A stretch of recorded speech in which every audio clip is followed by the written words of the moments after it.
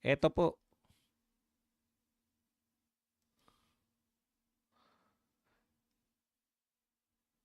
sa kanyang Facebook, Lieutenant General Parlade. Para sinasabi ko po sa inyo, baka sabihin nyo, iniimbento ko lang to eh. Mula po mismo sa Facebook ni General Parlade, hindi, Lieutenant General Parlade supporters. Si BBM lang ang magaling na presidente sa Pinas. Bakit? Una, lima po ang dahilan niya, no? Number one, siya lang ang nagpabagsak. Ha? Ano kaya ang pinabagsak ni BBM? Siya lang daw po ang nagpabagsak sa ekonomiya ng bansa kahit hindi naman pandemic. Correct. Alam niyo po, naalala po natin si Tatay Digong as always dahil ito po ang sinundan ni BBM. Alam niyo po si Tatay Digong, napakaswerte sana ni BBM, no? Mamanahin niya yung Pilipinas na tahimik, relatively, napuksa na po yung, kumbaga, bagamat hindi po zero, na zero ang droga, bagamat hindi po na zero yung insurgency problem, ang laki na po ng bagay, no, na nagawa ni Tatay Digong. Yun lang 6 na taon.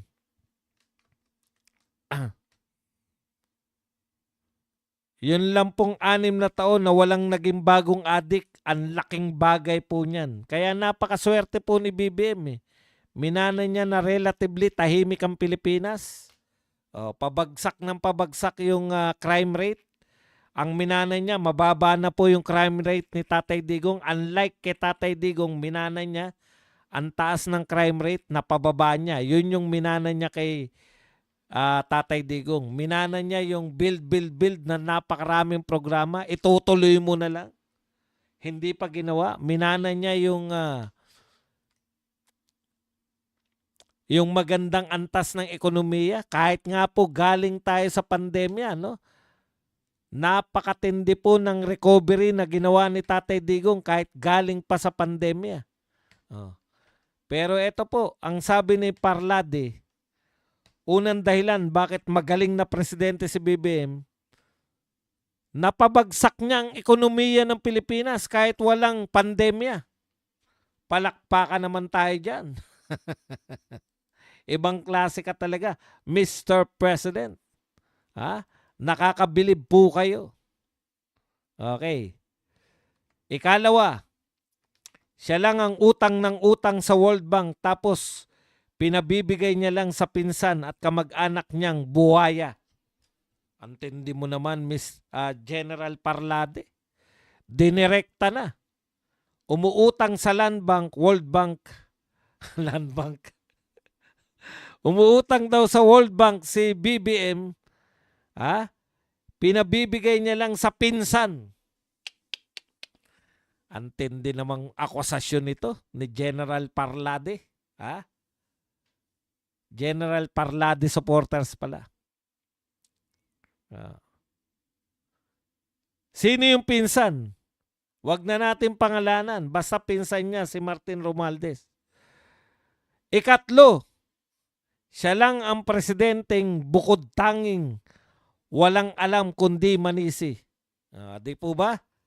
Kitang-kita po natin yan. Alam niyo po, once na ikaw nagsimula kang manisi, wala kang malulutas na problema.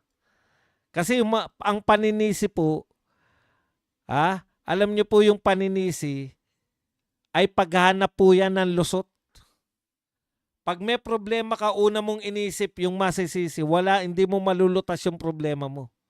Nakakatakot po si Leni Robredo. Bakit? Mayor siya kasalukuyan eh. May problema, malaki daw yung problema nila sa droga sa Naga City. Imbes na problemahin ni Leni Robredo kung paano lulutasin yung malaki niyang problema sa droga, ay sinisi na lang po yung mga Duterte. Kaya walang kwentang pangulo yan pag yan nanalo eh. Bakit? Parang BBM 2.0 lang yan. na wala na pong ginawa kundi nanisi ng nanisi.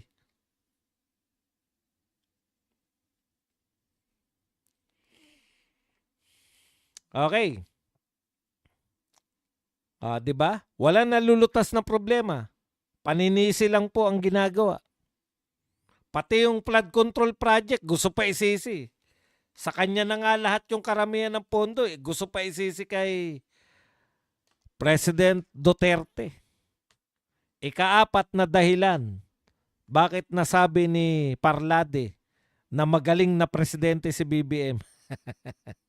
Siyempre, sarkasam po ang tawag dyan. Sa kabaliktaran. Okay.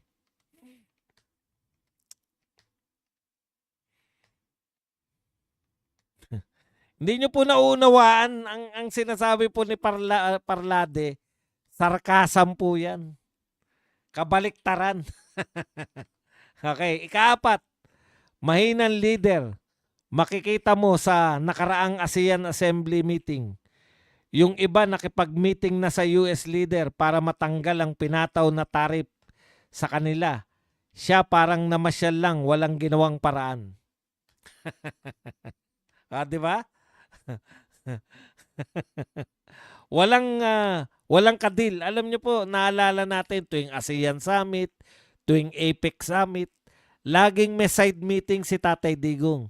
Diyan po nagaganap yung meeting nila ni Donald Trump, meeting niya with Xi Jinping, meeting niya with Vladimir Putin. Sa mga side meeting po ng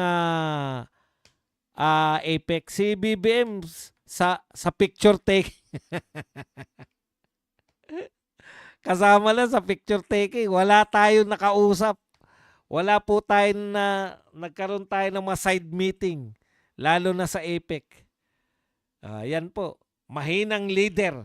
Ayon po dito sa post na ito. At kalima, 80-80 ang mga supporters niya. Proud na proud pa talaga sila na kahit bagsak na ang ekonomiya ng bansa, palitan ng piso kontra dolyar, umabot na ng 58.9, malapit na mag-60, salamat BBM daw. Dagdag na natin, General Parlade, no? Hindi lang po yun. Ipinagmamalaki po nila na kahit na anong mangyari, kahit na ano raw po yung tokis natin, kahit na ano raw po yung batikos natin kay BBM, si BBM pa rin ang presidente. Yun lang po survival. Survival lang ang survival lang po yung ipinagmamalaki nito ni BBM o ng mga supporter ni BBM.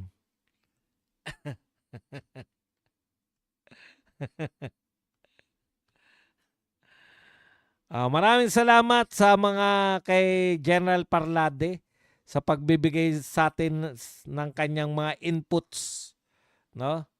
Meron akong tatalakayin yung sinasabi ko kanina. Ano na nga ba yun? Nakalimutan ko na tuloy.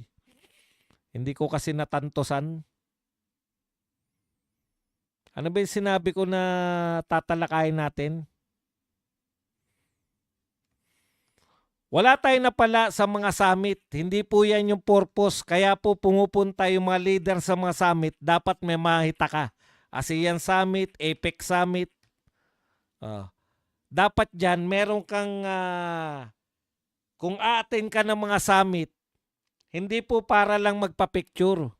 A-attend ka ng summit para mayroon kang agenda. Ano yung agenda ng Pilipinas? Wala. 'Di ba? Wala tayong nahita sa mga summit kung ang greatest achievement ni BBM ay nakipagkamay kay Xi Jinping.